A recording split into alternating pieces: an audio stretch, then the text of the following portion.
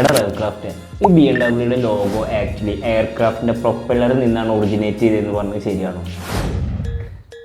ഇവന്റെ പോലത്തെ സംശയം എല്ലാവർക്കും ഉണ്ടാവും. എവിടെ നിന്നാണ് BMW ലോഗോ ഒറിജിനേറ്റ് ചെയ്തേക്കുന്നത്? എല്ലാവരും വിചാരിച്ചു വെച്ചിരിക്കുന്നത് എയർക്രാഫ്റ്റിന്റെ പ്രൊപ്പല്ലറിൽ നിന്നാണ് BMW logo originate ചെയ്തേക്കുന്നതാണ്.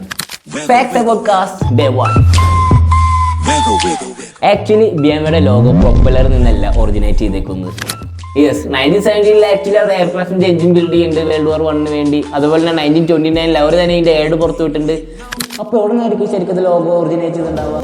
BMW logo actually originate ചെയ്തേക്കുന്നത് ബവേറിയൻ ചെക്കേർഡ് ഫ്ലാഗിൽ നിന്നാണ്. And blue and white colour indicate the official colour of Bavarian flag.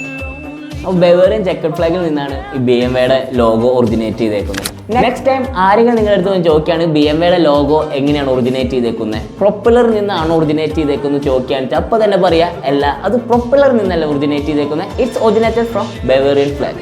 ഇതേപോലത്തെ രസകരമായ കാസിന്റെ ഫാക്ട് അറിയാനായിട്ട് വേഗം തന്നെ ഫോളോ ചെയ്യൂ റെവ് ക്രാഷ് ബൈ ഡൊമിനിക്.